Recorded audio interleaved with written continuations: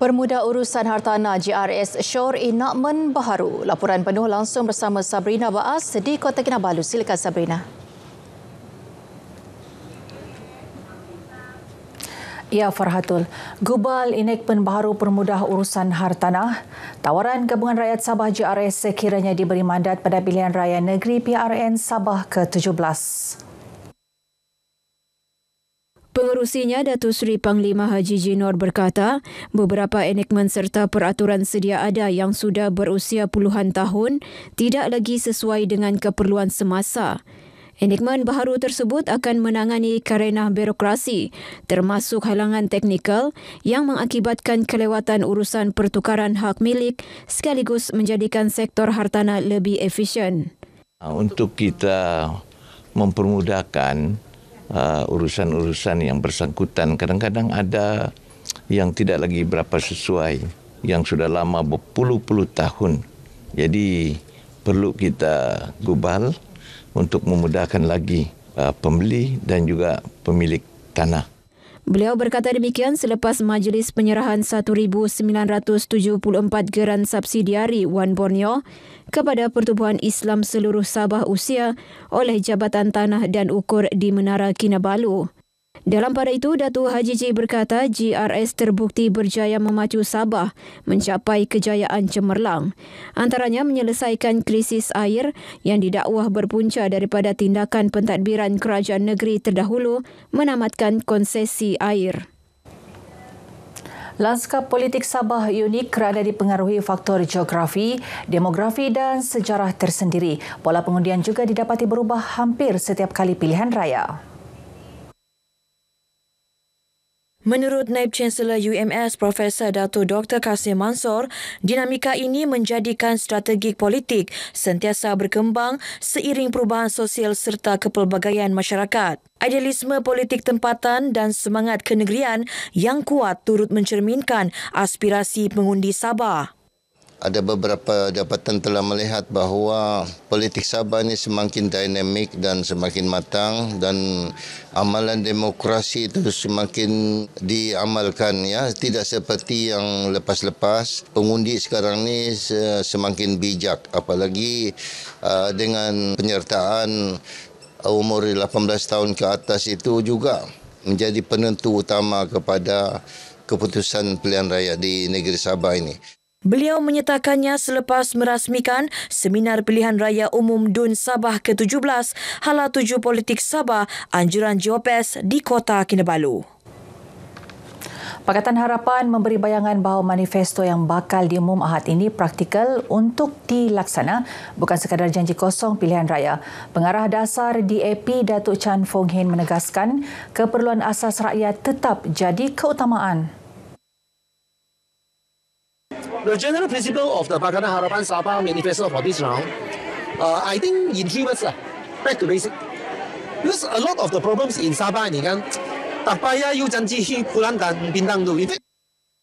Terdahulu, manifesto PH sepatutnya diumum hari ini ditangguhkan berikutan isu terjemahan dan persediaan.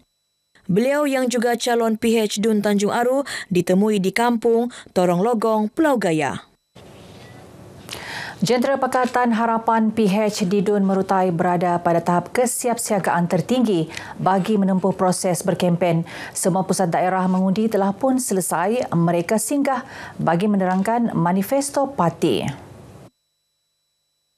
Setiausaha Agung PH Datuk Seri Saifuddin Nasution Ismail berkata, kejayaan itu membolehkan jentera mengenal pasti sentimen pengundi selain melaksana program susulan secara lebih tersusun sepanjang baki tempoh kempen. Saya anggap bahawa jentera Pakatan Harapan bagi M72 Merotai ini adalah di antara jentera yang paling tinggi tahap kesiapsiagaannya. Ini penting sebab melalui jentera lah boleh membantu calon untuk menemui pemilih. Bagi memastikan penglibatan pengundi di semua peringkat, Jentera Parti juga melaksana pelbagai aktiviti termasuk kunjungan rumah ke rumah, ceramah kelompok dan program santai anak muda. Dalam pada itu, pengalaman luas calon PH Dun Merotai, Dato' Ruji Ubi dalam pentadbiran kerajaan persekutuan sebelum ini memberi kelebihan bagi membawa pembangunan dan kesejahteraan penduduk.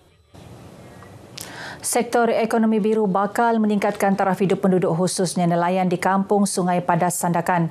Justru calon GRS Dun Sungai Manila, Hazim Mubarak Musa fokus memperkasa sektor berkenaan bagi meningkatkan sumber pendapatan menerusi aktiviti perniagaan sumber laut. Ekonomi biru strategik pembangunan Sabah yang memberi tumpuan kepada potensi sumber lautnya. Dengan matlamat menjana pendapatan bernilai 3.25 bilion ringgit setahun melalui pelbagai sektor, termasuk tenaga laut boleh baharu, bioteknologi marin dan pelancongan. Ekonomi biru akan diperkasakan. Maksudnya iaitu kita akan eksploitasi iaitu lautan, hasil lautan. Di sini juga kebanyakannya nelayan. Jadi bagi saya ini ada satu kesempatan ataupun satu berita yang baik untuk para nelayan kerana kerajaan meningkatkan lagi bisnes nelayan. Sementara itu, calon GRS Dun Karambunai Dato' Arsyad Idris pula fokus tingkat ekonomi rakyat dan wujudkan peluang pekerjaan. Kita akan sentiasa memerhatikan kepada orang kampung, terutama sekali belia-belia kita yang memerlukan pekerjaan, meningkatkan ekonomi mereka agar mereka sama taraf dengan penduduk-penduduk di kampung-kampung yang lain. Ini pula cadangan disuarakan calon Barisan Nasional Dun Tanjung Keramat Jeffrey Nur Muhammad bagi merangsang pembangunan pendidikan dan belia. Beliau mengesyorkan penubuhan Kolej Komuniti Putatan di samping fokus terhadap pendidikan TVET melalui Getmara serta pembinaan perpustakaan daerah Putatan. Kerana kita tidak ada tanah yang besar macam pensiangan, kinabatangan, kita tidak ada kelapa sawit yang boleh kita tinggalkan kepada generasi kita yang akan datang. Jadi yang boleh kita tinggalkan ialah legasi pendidikan. Saya berharap Putatan pun seperti di Sepanggar, mereka ada universiti, jadi kami mahu juga Putatan kita sebagai hub pendidikan. Kerana saya mahu melihat anak-anak Putatan ini, khusus di Dun Tanjung Keramat ini, boleh maju dari soal pendidikan. Ketika sesi ziarah kasih di Kampung Dembela Kera Pasir Putih Putatan, Jeffrey turut menggesa isu kelewatan pembinaan mini stadium ditangani segera. Hari ke-6 kempen PRN Sabah semakin rancak dengan calon terus menyantuni pengundi. Di kerusi Dun Apas, Ketua Penerangan GRS Datuk Nizam Abu Bakar Titingan menempelak kempen yang menyinggung sensitiviti masyarakat. Sentimen politik tidak bertanggungjawab perlu ditolak kerana melanggar etika serta tidak mencerminkan kematangan dalam berpolitik. Sementara itu di Kinarut, calon Barisan Nasional N28 Kawang Datuk Jamal Nerubi menjalankan tinjauan mesra di Kampung Gusi.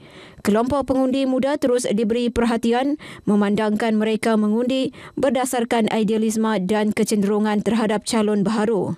Bagi calon GRS N52 Sungai Sibuga, Datuk Amir Shah Yaakob, konsep bersemuka dengan pengundi dimanfaatkan bagi memperbetul tohmahan yang disebar melalui media sosial.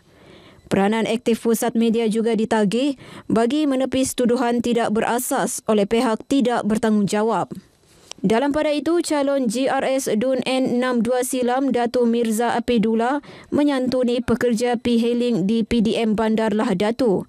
Manifestasi parti dikongsi termasuk menzahirkan komitmennya membawa pembangunan pelancongan dan peluang pekerjaan ke Silam. Masalah jalan berlubang, becak dan kesesakan lalu lintas kini selesai. Projek naik taraf jalan raya di kawasan Dun Segama Lah Datu nyata membawa perubahan besar kepada kehidupan penduduk, terutama di Kampung Kokos. Perkongsiannya bersama Asmah Asmuni dalam Madani Maju Makmur.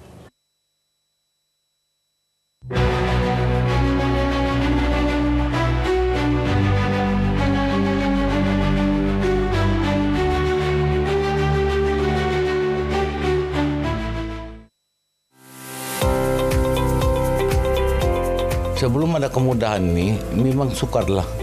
Sebab kita cakap sukar, kita ini penduduk sejati di sini. Kita lahir di sini dan membesar di sini.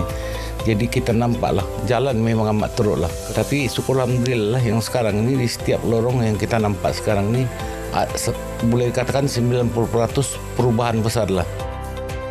Naik taraf jalan utama serta lorong-lorong kampung yang dilaksanakan secara berperingkat telah mengubah wajah kampung ini. Banyak lubang-lubang jalan sebelum dinaik taraf lah. Selepas dinaik taraf ada bagus sikit kan punya jalan. Senang untuk berniaga keluar. Tempat-tempat senang jalan bergerak daripada yang tu hari kan banyak lubang-lubang di situ. Saya nampak paling baguslah dari kerajaan sendiri. Kami rakyat berterima kasihlah. Kalau dulu memang betul lah keadaan kampung ni memang tak berapa terurus lah. Tapi sekarang kena kerajaan yang sekarang ni macam adalah kemajuan. Macam pembangunan untuk jalan raya macam cantik lah sudah. Lebih baik pulih lah. Ditambah pelaksanaan pakej kerja 21, projek Lebuh Raya Pen Borneo Sabah memberi impak besar terhadap rangkaian logistik di pantai timur Sabah. Pembinaan Jalan Lahadatu Bypass sepanjang 6.8 km dengan kos RM91 juta ini siap sepenuhnya pada 12 Julai 2024. Terdapat 3 skop utama projek.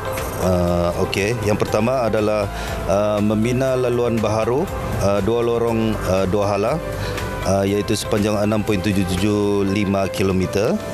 Yang kedua adalah membina jambatan Sungai Sepagai Hulu sepanjang 35 meter dan yang ketiga adalah pembinaan 2 buah persimpangan bertingkat ataupun flyover iaitu di Junction 2 dan Junction 1.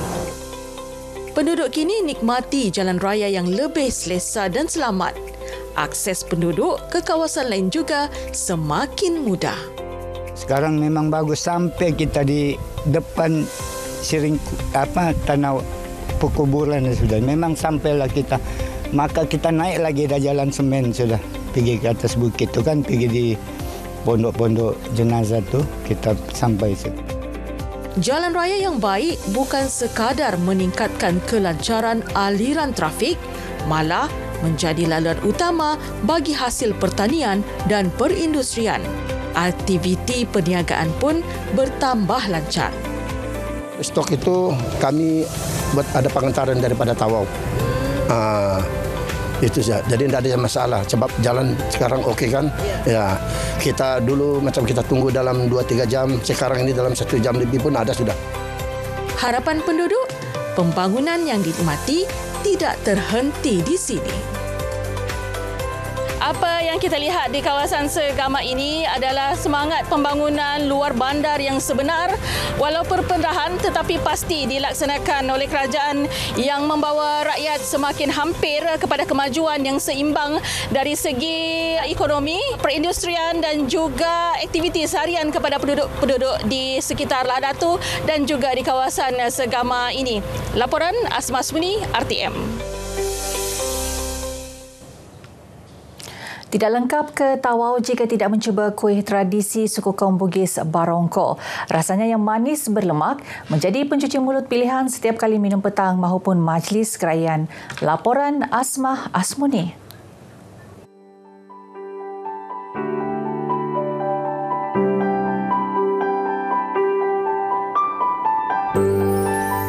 Perkataan Barongko berasal dari frasa Bugis iaitu barangku wadoko yang membawa maksud barangku sendiri yang aku bungkus.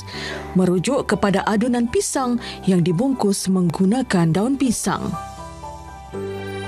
Bahan yang kita perlukan, pisang yang sudah masak, yang masak ranum, telur, santan, sedikit gula. Bermula daripada kita membuat tempat untuk meletakkan adunan berongkok itu sendiri sehinggalah kepada mengadun berongkok adunan itu sendiri dan sampailah kepada mengukusnya.